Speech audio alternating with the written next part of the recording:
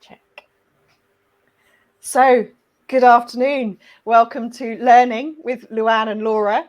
Our intention of these LinkedIn Live sessions are that we are bridging the gap between academia and industry.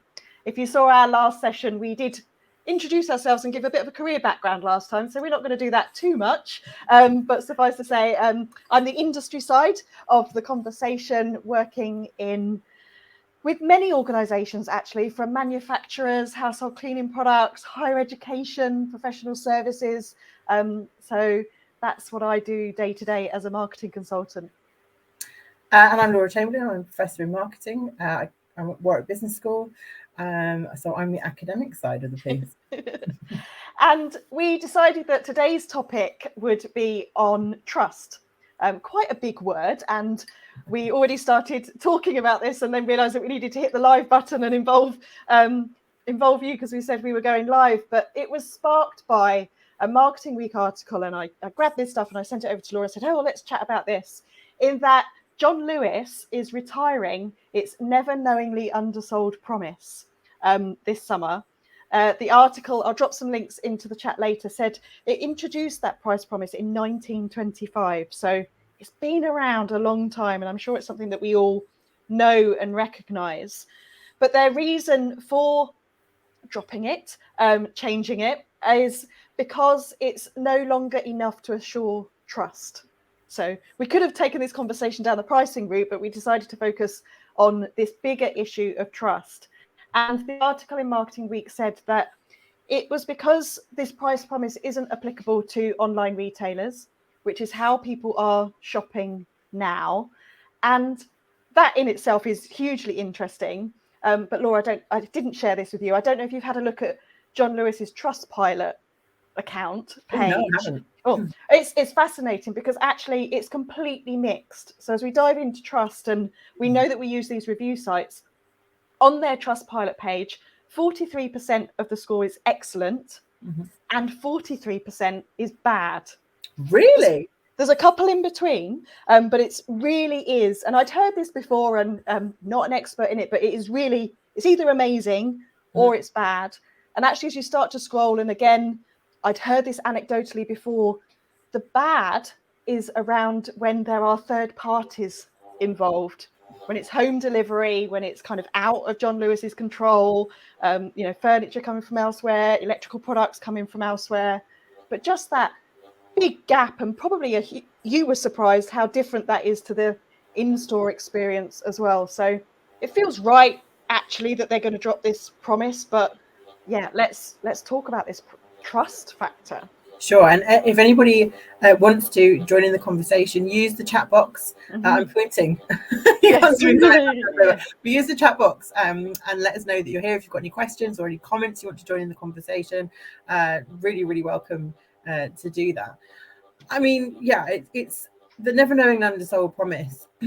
It's really interesting because it is a promise, and I'll talk about this a little bit in a little bit.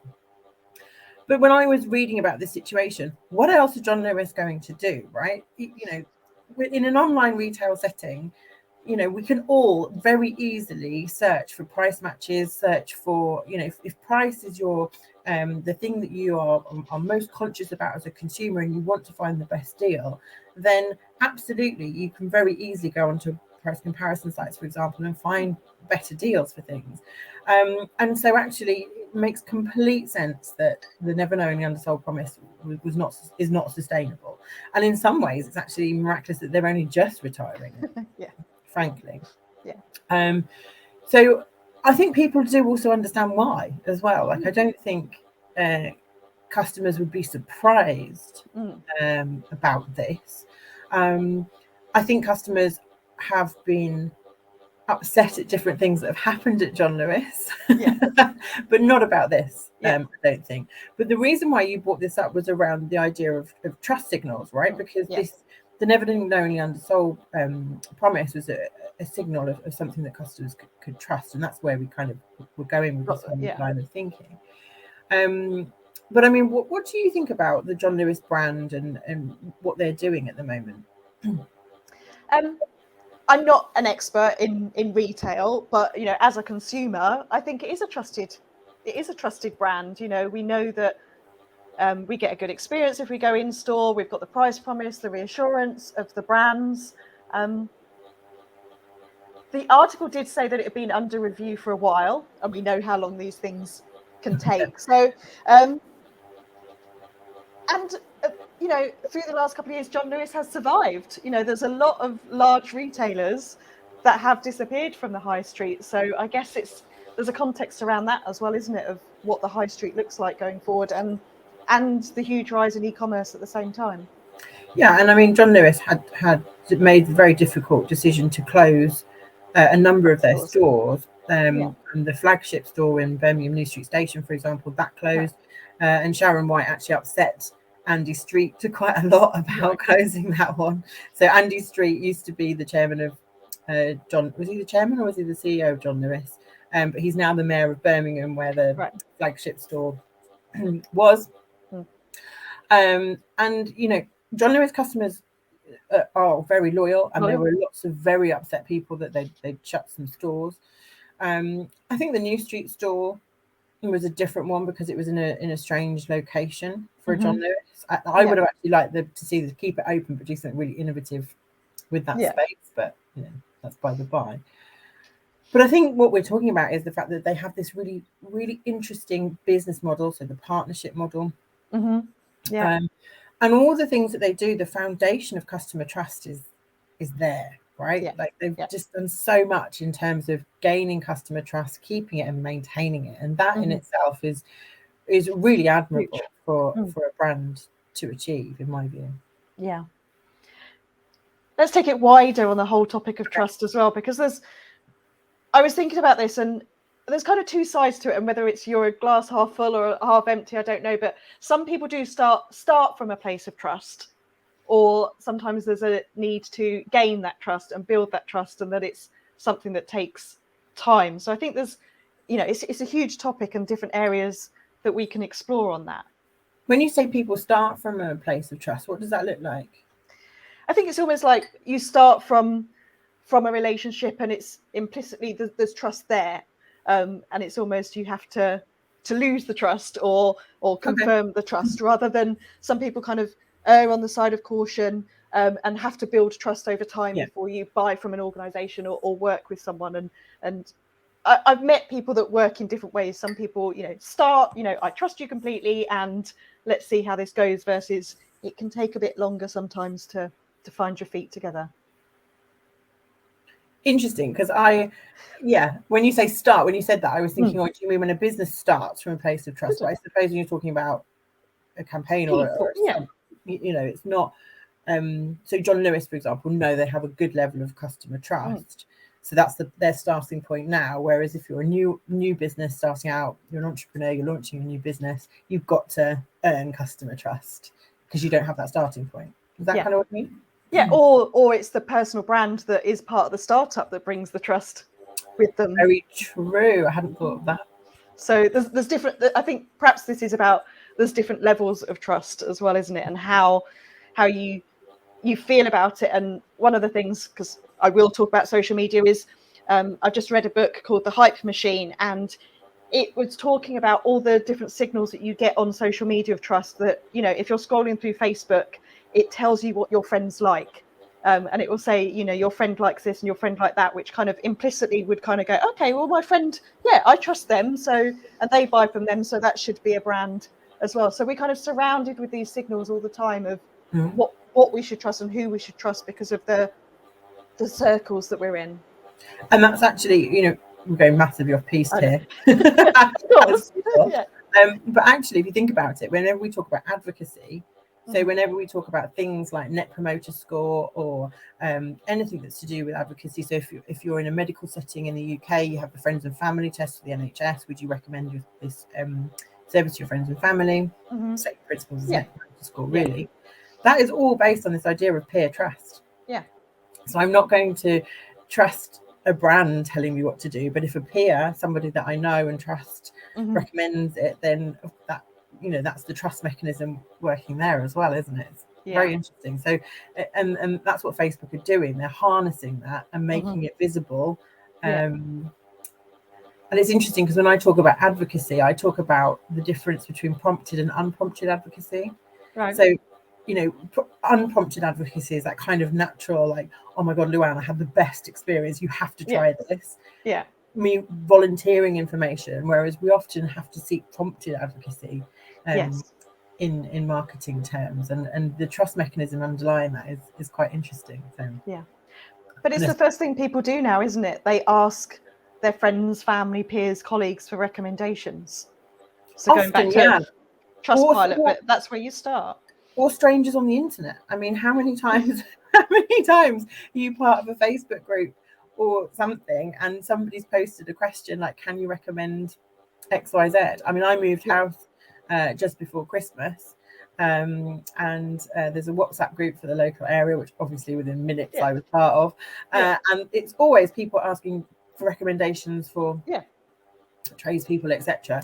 And it's one of those, isn't it? So it doesn't have to be people off the internet. It could be your local area. It could be anything. But I suppose just to circle the background a little bit, I wanted to talk a bit about why trust is important for marketers, but also for consumers as well. And obviously I'm going to link this into some stuff around academic work because that's why I'm here. But we do know that trust is so important because it helps to develop relationships. It's actually a driver in customers trying new things. So again, linking to this idea of advocacy. But if you're a brand that wants to launch a new product, an innovation, do something a little bit different, if customers trust that brand, they're more likely to engage with that new thing.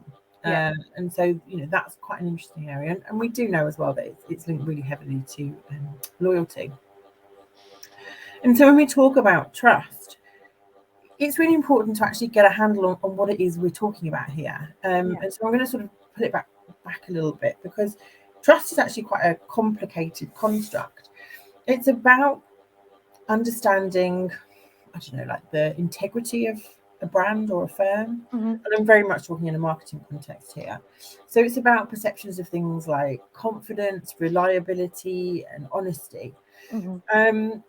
And you can split this into both what we'd call cognitive and affective dimensions. So like the cognitive trust would be things like ability, so skills, knowledge, competency. So if a brand is an expert in a particular area.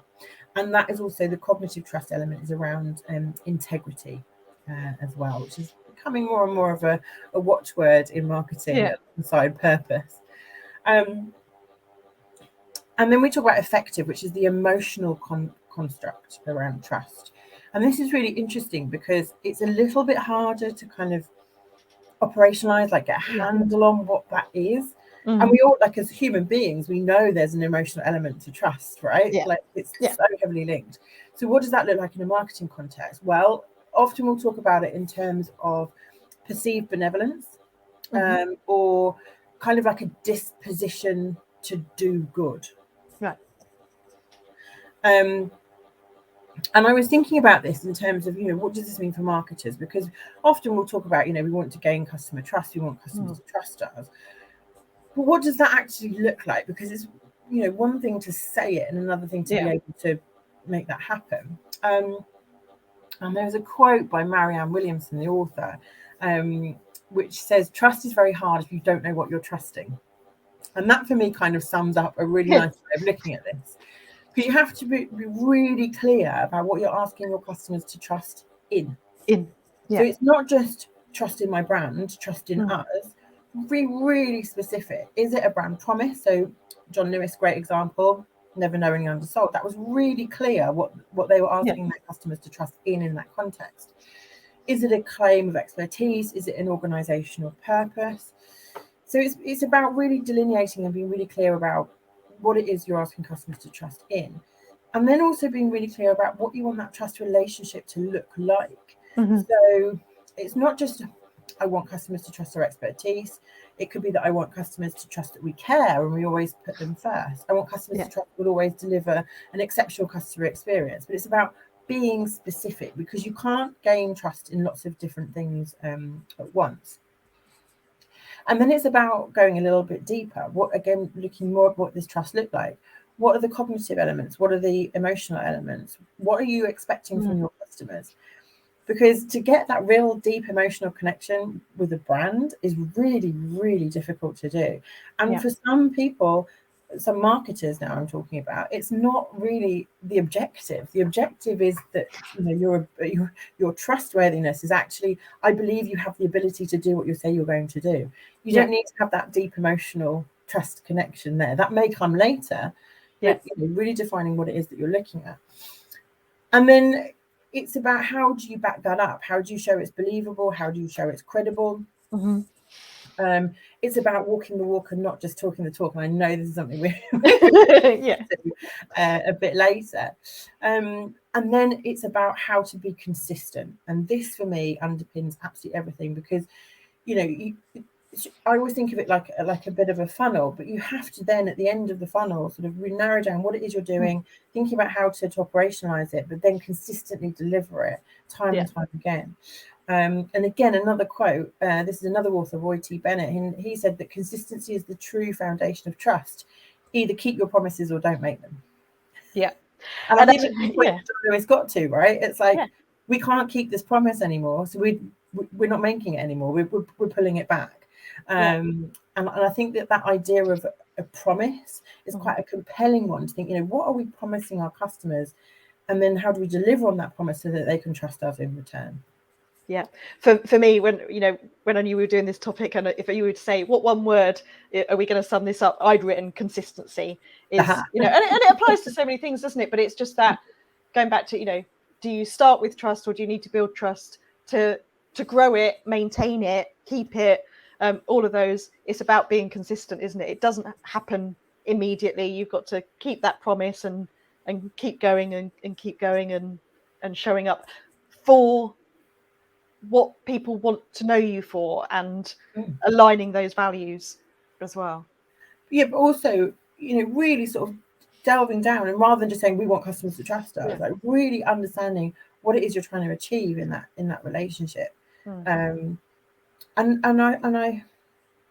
think there are cases where I see marketers expect too much from their relationships or from their customers, and actually, you know, if they sort of were a bit more streamlined in terms of their thinking, it would develop in a way where they want to end up.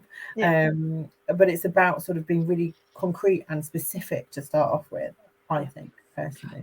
Or think that those relationships are deeper than they actually are, because they take so long. And you know, we think we have deeper meaningful, and actually, you know, we could be forgotten about. But one of the, because we read a paper on this that we'll talk about, but for me, what came out in the paper as well, it was a good couple of things, was how much more now, and this has been for a few years, the research anyway, people are doing their own research online, peers, friends, family, search engines, social.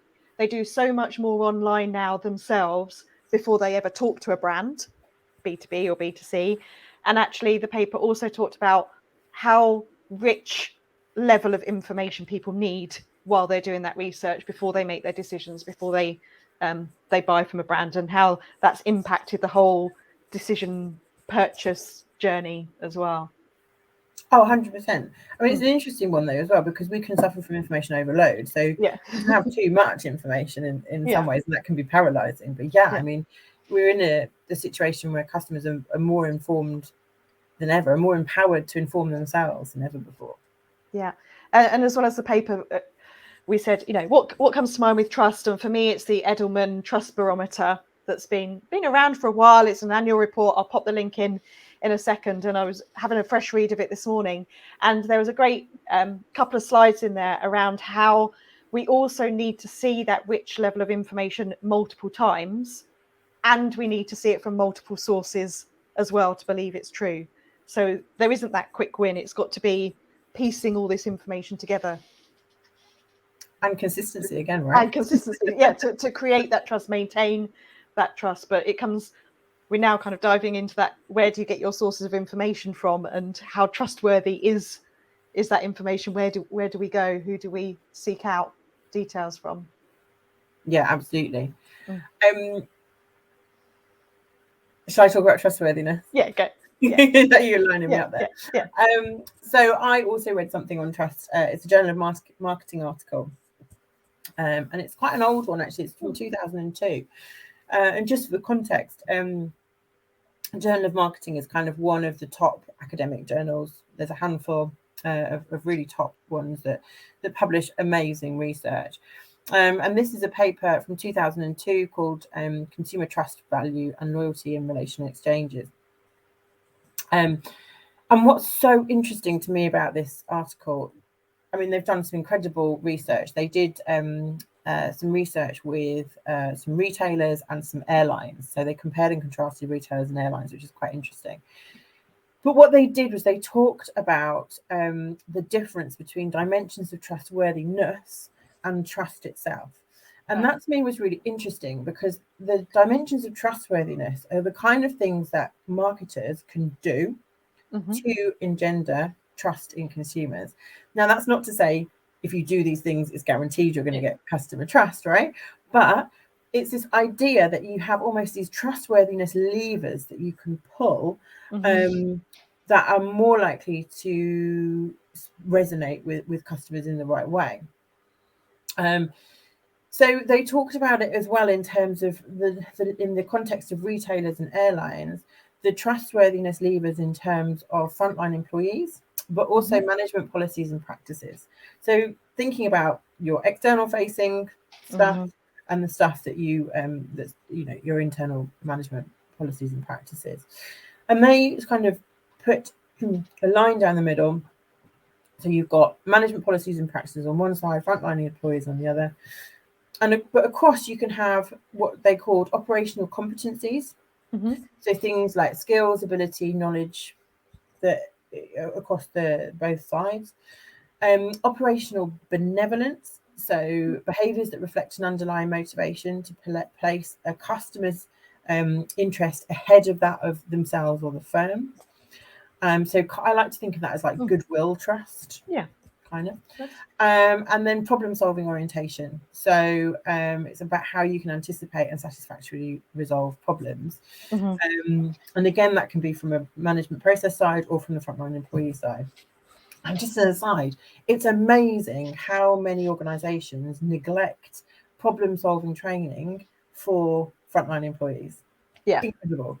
And the empowerment that comes with that. And we're not just talking about people in a retail setting here who are face to face with a customer. We're talking about social media teams, you name it, right? So for me, it was also really interesting to think about this idea of problem solving orientation and what that also means now. And what the research actually found was quite interesting. That almost the operational competence and the benevolence, so the goodwill, they kind of had to work. But if they went wrong, that was really impactful. But customers kind of expect that to work. It was the problem-solving orientation that actually, if they got that right, that's when trust went up massively. So for me, that means operational competency, so skills, ability, knowledge, benevolence, so this goodwill, that kind of should be a benchmark hygiene factor. But it's about this idea when you need to solve a problem and you step up to the plate, that's when you have the opportunity to really cement that trust relationship. And what they also found was that value is the thing that bridges trust and loyalty. So it's about aligning your thinking around trust with about how you consistently deliver value to your customers. And what was also interesting in this was, for retail setting, it was the frontline employees that were most important in developing trust. But for airlines, it was the management processes and practices. So there's a difference between the different industries about which were more important. Now, obviously, the take home from that is there should always be a really good interplay between the two. But for me, kind of thinking about the competencies and the benevolence as kind of this hygiene factor, and then layering on top how you solve problems, knowing that that's kind of a situation that can really make or break trust relationships, is kind of really impactful. But I really like this idea of thinking about, like the trustworthiness levers that we can pull to try to, and keeping that separate from customer trust, because that's a different thing, right? Yeah, and this could again go down a whole nother afternoon of conversation. But it for me, the thing that came to mind there was it's about touch points, isn't it? Every single touch point with every single person. Mhm. But often, and some work I've done is that you very often, apart from the decision making process and buying something, but sometimes the main interactions you have is when there's a problem, when something goes wrong and you need customer service. You need things fixed, you need replacements, you need answers because travel has gone wrong. And actually then there's research around that actually if that's resolved satisfactorily and quickly, your customers will be more loyal and they will spend more with you in the future as well. So but it's often that's the only time you have those deep and meaningful relationships, when there is an issue. And my world, quite often they are via social media. It's big channel shift from phone calls and emails to it's on Twitter, it's in Facebook DMs, and that's how they're being raised and identified and resolved. So, and we've talked a lot about there. B2C, but this is just as relevant B2B, right? And we know in B2B, actually, those personalized relationships between people in organizations are crucial. How many times somebody in a B2B context has thought, I know exactly who to speak to about this. They'll sort me out, they'll solve this problem, and they're really good. And it's that level of relationship that becomes really important. And I think particularly in B2B, same kind of principles apply though, right? It's what can we do in terms of pulling the trustworthiness levers to develop those trusted relationships. And when we have trust, people are more forgiving. Not wholesale, not really bad happens, but it's like, oh, Luann must have been having a bad day. That's really unusual. I'm not going to stop going back to Luann though, right? That kind of thing. So again, it's touch, but it comes to consistency. So then if there is a blip, then it's in a bigger picture, isn't it? It's in a bigger framework. But it does also mean that if you're not consistent and you don't deliver and respond and solve problems, then trust can get broken as well, and quite quickly and quite easily. And we also started talking. Oh, we've been talking for quite a while. We need to start wrapping up about how how has this changed over the last 2 years, and not just because of the pandemic, but because of other. There's lots of issues and world changes. There obviously is the pandemic, but there's been Black Lives Matters, there's been climate change. We've now got the Ukraine invasion as well. And all of these are levers and touch points and considerations in people's minds when they're looking to who to buy from, who to do business with, who to trust and consult. Yeah, it's a really interesting one. I think, when we talk about the pandemic, trust was a really big issue. Who were there for their customers at this time of need? Unprecedented is a word that's just used all the time. But in the context of all the other things that you mentioned there, it's also about understanding what matters to customers. What do they prioritize? And I think we're still in a point of opportunity post-pandemic where we can make connections with consumers. But I think it's important that brands aren't deaf to what's happening or insensitive to what's happening in the world. And it was International Women's Day yesterday.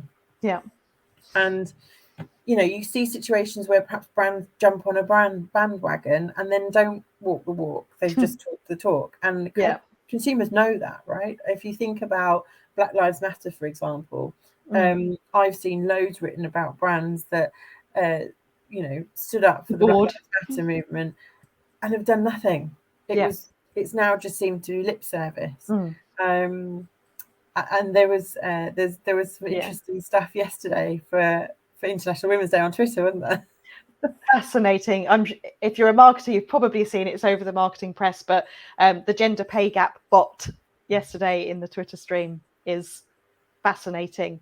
They were going through Twitter to see what organizations were tweeting about International Women's Day, and because gender pay information is in the public domain for large organizations, it was then being retweeted with information about the gender pay gap within each and every one of those organizations tweeting. Have a look.